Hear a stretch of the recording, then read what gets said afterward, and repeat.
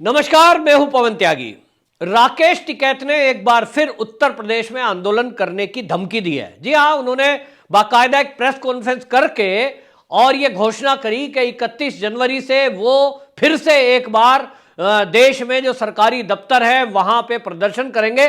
लेकिन आपको बताएं, उनका उत्तर प्रदेश टारगेट है और उन्होंने एक तंज भी कसा भारतीय जनता पार्टी पर। उन्होंने कहा कि भारतीय जनता पार्टी की आज हालत कैसी हो गई है कि अमित शाह जी को जयंत चौधरी, जो कि आरएलडी के प्रमुख हैं, उनको न्योता देना पड़ रहा है। बीजेपी की हालत खराब है। सवाल यह उठता है कि राकेश टिकैत जी, मैं आपसे पूछ रहा हूं कि यदि बीजेपी की हालत खराब है और आरएलडी की हालत ठीक है, समाजवादी की हालत ठीक है उत्तर प्रदेश में, तो आपको आंदोलन में बीच में क्यों आना पड़ रहा है? आंदोलन के मुद्दे तो खत्म हो गए। आप कहते हो नहीं, एमएसपी पर जो कमेटी बनाई जानी थी वो कमेटी नहीं बनी। आप कहते हो कि अभी मुद्दे और हैं, क्योंकि जो केस वापसी की बात हुई थी केंद्र से, वो केस वापसी अभी नहीं हुए।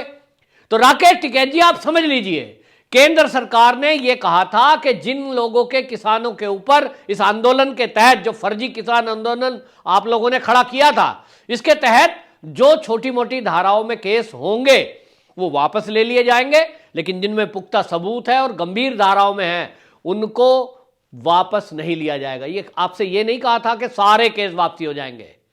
अब आप समझ लीजिए, आप यदि दोबारा से आंदोलन करने की बात कर रहे हैं, अब वो टाइम नहीं है जब आपने आंदोलन करा था। अब चुनाव है, मार्च में टिकट, 10 मार्च को सब रिजल्ट आ जाएगा। इसके बाद उत्तर प्रदेश में तो योगी जी ही बनने जा रहे हैं और उसके बाद 2024 में चुनाव है जी, लोकसभा का। आपकी जितनी भी ये साजिश थी, इसका खुलासा हो चुका है और इसीलिए अब वो कहते हैं काट की हांडी बार बार नहीं चढ़ती। अब आंदोलन के नाम पे 4 आदमी इकट्ठे नहीं होंगे। जहां तक बात आप जाट बिरादरी की करते हो, मैं मेरठ जिले में मेरा जन्म है, मेरठ जिले का मेरा गांव है, आसपास जाटों के गांव हैं और मैं पूरे क्षेत्र में अपने उत्तर प्रदेश के जो जाट दोस्त हैं उनसे भी लगातार मिलता हूं। आपको बता दूं, जो योगी आदित्यनाथ जी ने कहा था 80-20, उस 80-20 का कई मायनों में अर्थ मैंने जो समझा है, पश्चिमी उत्तर प्रदेश में खास तौर पे जो समझा है, वो ये कि टिकैत जी आप ध्यान से सुन लीजिए और जयंत जी भी सुन लीजिए कि जो उत्तर प्रदेश का जाट है, 80% जाट भाजपा के साथ है, योगी आदित्यनाथ जी के साथ है। मात्र 20% जाट जो आरएलडी की, जो जयंत चौधरी है और उस खानदान की गुलामी की मानसिकता में है। जैसे गांधी खानदान है, मानते हैं कुछ लोग उन्हीं की गुलामी की मानसिकता में रहते हैं। खानदानी पार्टियां जैसे समाजवादी पार्टी, एक यादव परिवार है, उसकी पार्टी है, कुछ लोग वहां भी उसी मानसिकता के हैं कि चाहे कुछ हो जाए, देश का सत्यानाश हो जाए, प्रदेश का सत्यानाश हो जाए, हम तो यही रहेंगे जाति के आधार पर। लेकिन जिनके पास थोड़ी बुद्धि है, जो देश और संस्कृति के बारे में जानते हैं, जो देश और धर्म की बातें करते हैं, जो पहले इस देश को सर्वोपरि रखते हैं, वो ये सोचते हैं कि देश के हित में क्या है। तो जाटों का रुख उत्तर प्रदेश और पश्चिमी उत्तर प्रदेश का है 80-20, 80% भाजपा के साथ, 20% कहीं अलग भटके हुए कहूंगा मैं उनको। और क्यों, इसका कारण भी बताता हूं। तो राकेश टिकैत जी, आपको तो अच्छी तरह याद होगा क्योंकि आप तो मुजफ्फरनगर के ही रहने वाले हो।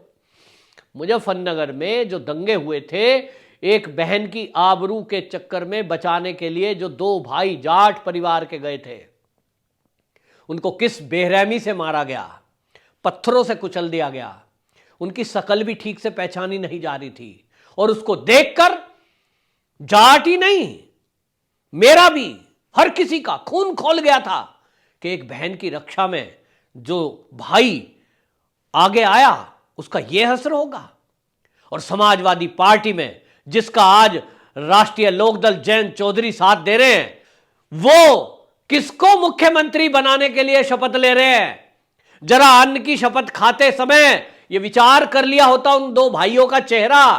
वो जाट परिवार के बच्चे जिनके ऊपर 1100 से अधिक मुकदमे दर्ज हुए थे आजम खान के कहने पर, जो पीड़ित थे उन्हीं के ऊपर मुकदमे दर्ज हो गए।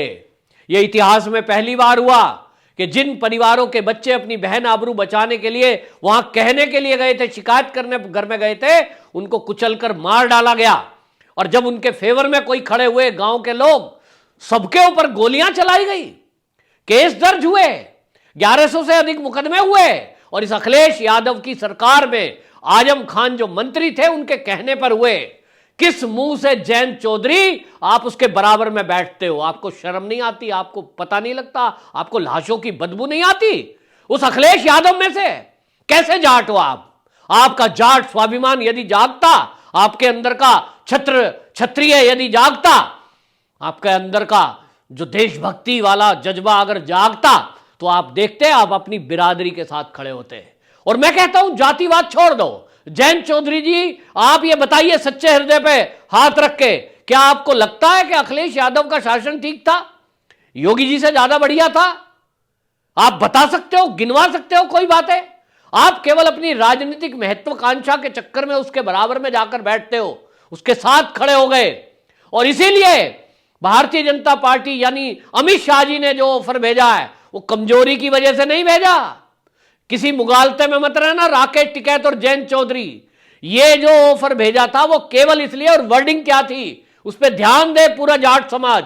ये बरगलाने में नहीं आए राकेश टिकैत के। राकेश टिकैत ने तो सुपारी ले रखी है। बीजेपी को मैं हराने के लिए उसके विरोध में प्रचार करूंगा। कब से 1 साल आंदोलन चलाया, इसीलिए जानते हैं हम, सब समझते हैं, कोई मुद्दा थोड़ा ही था।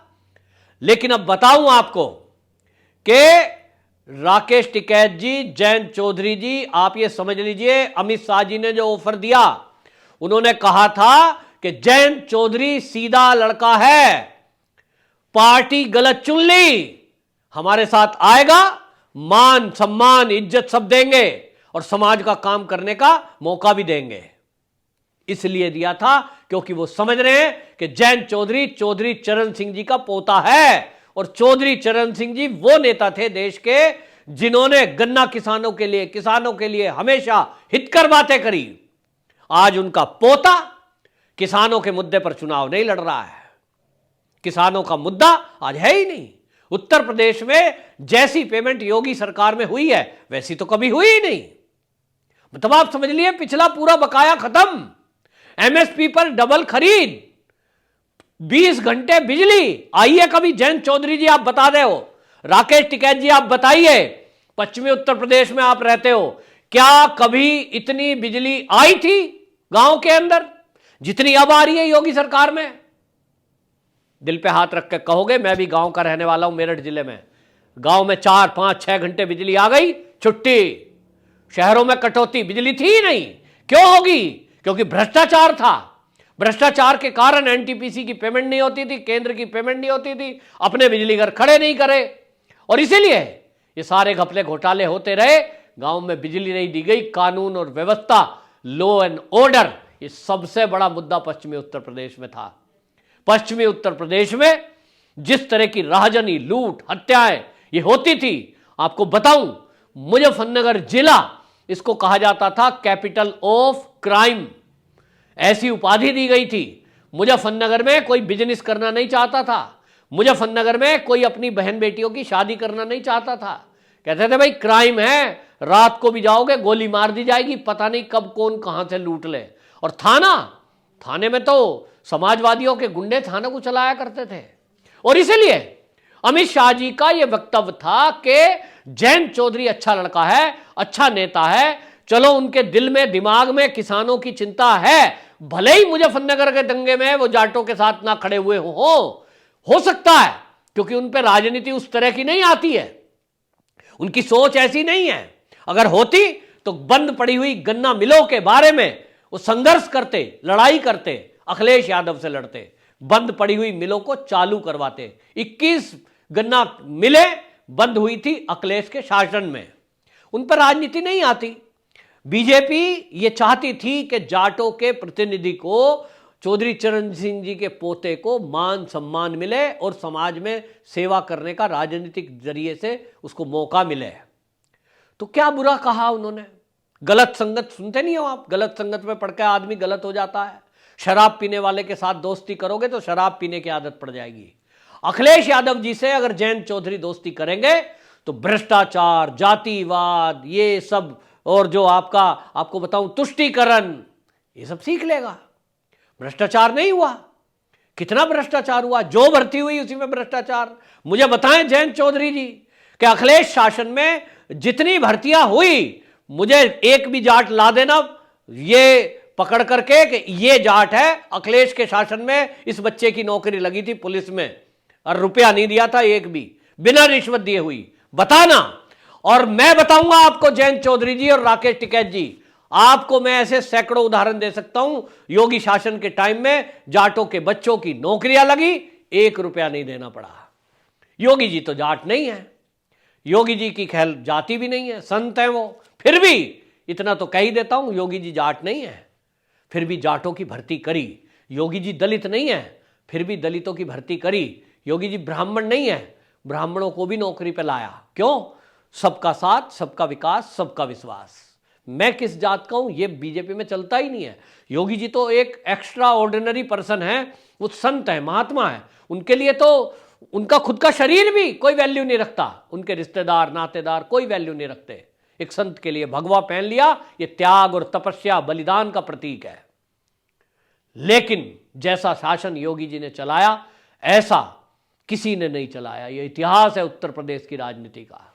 अखिलेश यादव जी आपके मित्र मंडली में हैं, आजकल साथ बैठ रहे हो, और इसीलिए आपको सब पता लग रहा है कि उत्तर प्रदेश का जो जाट बिरादरी है उसका वोट 80% भाजपा पर जा रहा है। और इसलिए आपको लगा अपनी टीम बी को एक्टिव करें, तो ये राकेश टिकैत को एक्टिव करा कि भाई अब तेरी मदद की जरूरत है। हम तो दोनों मिलकर के खूब बरगला रहे हैं कि हम बिजली फ्री देंगे। लोग कह रहे जब बिजली देता ही नहीं है तो फ्री कहां से देगा। हमने कहा लैपटॉप फ्री देंगे, तो उत्तर प्रदेश का युवा कह रहा है लैपटॉप लेके क्या करेंगे, 5-5 हजार में भी नहीं बिके, चलते ही नहीं थे, फर्जी थे, घोटाला कर दिया, पैसे खा लिए।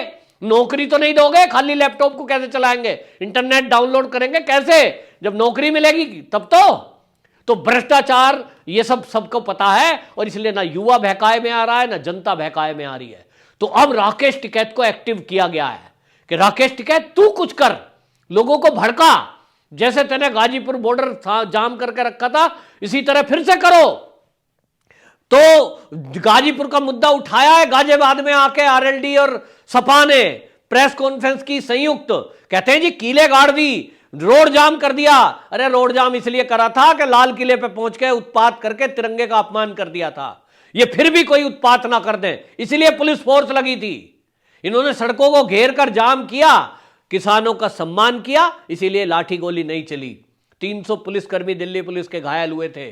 तो ये शराफत है भारतीय जनता पार्टी की, मोदी जी की, अमित शाह की, योगी जी की। इसको आप अन्यथा ना लें और चुनाव हो जाने दीजिए। मार्च में योगी जी की सरकार बनने दीजिए, उसके बाद आपको दिखाएंगे योगी जी कौन है। जानते तो हो आप, बुलडोजर तैयार, प्रॉपर्टी जब्त, सब नेस्ता नाबूद। कितने ही बड़े लीडर हो, राष्ट्रपति जी के, उपराष्ट्रपति के रिश्तेदार भी कई हैं जेल में बंद पड़े हैं, मकान ध्वस्त हो गए, कोई नहीं बच पाएगा। योगी जी ने घोषणा की है चुनाव हो जाने दीजिए, उसके बाद बुलडोजर फिर लहराएगा, फिर चलेगा। तो इसलिए ये राकेश टिकैत की बौखलाहट है, टीम बी है ये आरएलडी और सपा की। उन जब देख रहे हैं कि अब हार रहे हैं तो अब दोबारा से कोई मुद्दा उठाओ, किसानों को भड़काओ, लेकिन राकेश टिकैत जी गलती से भी गलती ना कर देना, अब ये नहीं चलेगा। सब नोट हो रहा है, योगी जी आ रहे हैं, फिर समझ लेना क्या होने वाला है। वंदे मातरम।